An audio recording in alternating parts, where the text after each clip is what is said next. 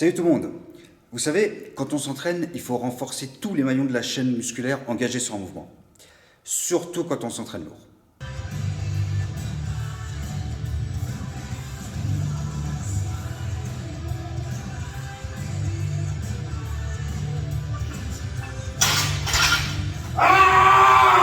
Mais avant de voir comment pousser lourd avec les maillons qui sont censés pousser lourd, on va déjà voir comment renforcer les maillons les plus faibles pour éviter que tout ne s'écroule avant même d'avoir commencé.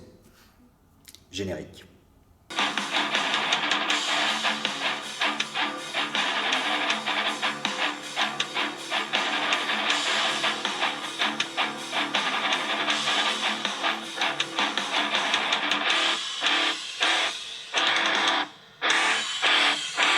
Comme vous avez vu dans le titre de la vidéo, on va parler de l'infraépineux et de son ami le petit rond. Non, mais pas celui-ci. Celui-ci. Oui, merci. Avant tout, qu'est-ce que l'infraépineux? C'est un muscle de la coiffe des rotateurs. La coiffe des rotateurs étant un ensemble de muscles situés au niveau de l'épaule et qui sert à la bouger dans tous les sens. C'est bien simple. Imaginez un mouvement d'épaule. Votre coiffe de rotateur sera appliquée d'une manière ou d'une autre. Alors, il existe plusieurs muscles, comme je l'ai dit, et donc on va commencer par l'infraépineux et le petit rond, et nous traiterons des autres muscles dans des futures vidéos. Alors si j'ai décidé de grouper ces deux muscles dans un premier temps, c'est simple, c'est parce qu'ils travaillent en synergie. Ils servent à la même fonction, à savoir la rotation externe de l'épaule. En d'autres termes, à chaque fois que vous allez envoyer votre poignet sur l'extérieur avec une rotation quelle qu'elle soit, ces deux muscles vont travailler. Maintenant qu'on sait ça, on va pouvoir voir sur quel exercice ils sont impliqués. Quand on parle de rotation externe, il faut tout de suite penser à tout ce qui est développé, dips, mouvement de poussée en général. Pour vous illustrer ce que je veux dire et pour que ce soit un peu plus clair, je vais vous montrer quelques images. Bon, on va commencer par un développé couché, position basse. Alors là, vous voyez que j'ai tracé deux traits rouges. Le premier qui suit l'avant-bras et le deuxième qui est à l'horizontale en fait. Comme mon corps ne se déplace pas, il va falloir se concentrer sur le trajet de l'avant-bras. Donc on voit sur cette première image que l'angle formé par les deux traits rouges est aigu, mais presque à l'angle droit. Mais maintenant, vous allez voir que si on passe à la photo suivante, voilà, on constate que l'angle devient obtus. Ça signifie que l'avant-bras a dû faire une rotation externe pour finir dans cette position. On va prendre un autre exemple, un peu de développé militaire.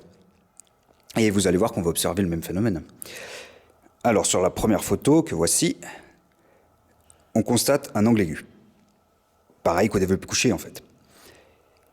Quand on finit de verrouiller, bras tendu, et qu'on regarde l'angle qui était aigu, on va constater qu'il devient obtus. Là. Ça signifie que le bras a dû partir vers l'extérieur pour se retrouver dans cette position.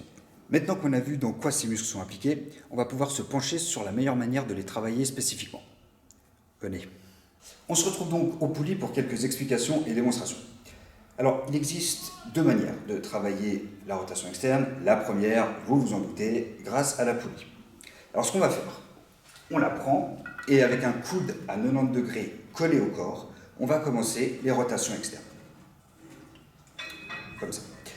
On évite évidemment tous les gestes parasites superflus du style ça, qui engageraient d'autres muscles que ceux visés, pour se concentrer vraiment sur le coude collé au corps et la rotation. Il faut bien comprendre que c'est un exercice d'isolation sur deux petits muscles pas très puissants. Donc ça ne sert à rien de charger comme une brute.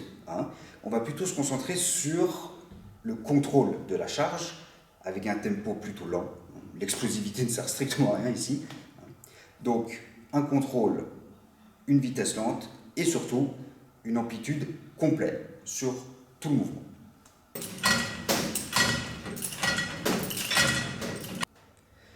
La deuxième manière est de le faire avec haltère. Donc, on va prendre un haltère et se positionner comme ça. À partir de là, on va partir sur l'avant et remonter tranquillement. Voilà. Alors comme pour la poulie, on va contrôler la charge, on va éviter d'aller trop vite et surtout on va y aller sur toute l'amplitude. C'est-à-dire qu'on ne va pas s'arrêter ici à la remontée, mais vraiment aller à l'équerre.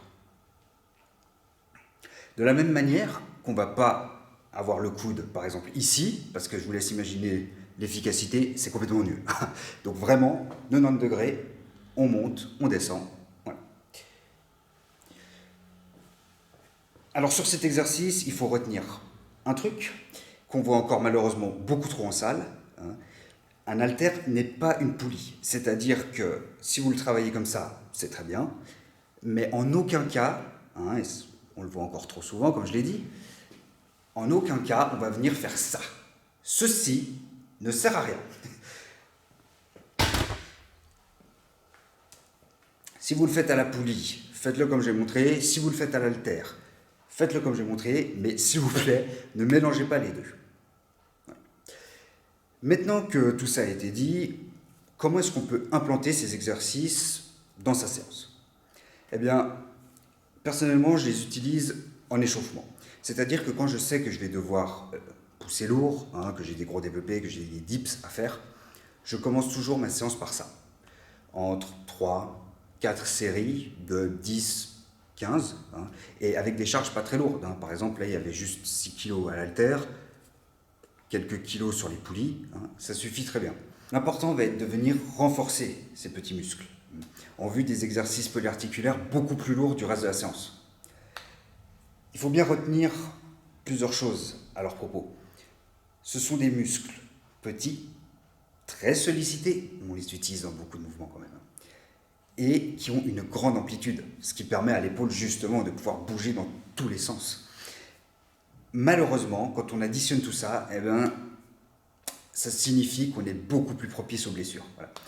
Voilà pourquoi j'insistais quand je disais de travailler sur toute l'amplitude, parce que des fois, on peut se sentir en sécurité, se dire « Ah, mais c'est bon, je travaille bien mon infraépineux », et puis en fait, on se rend compte, au mauvais moment, qu'on a travaillé sur, je ne sais pas, 50-60% de l'amplitude complète, et que tout d'un coup, avec un faux mouvement, on arrive à 100% de l'amplitude sur un exercice polyarticulaire lourd, et on finit avec une blessure, avec une tendinite, avec une petite déchirure.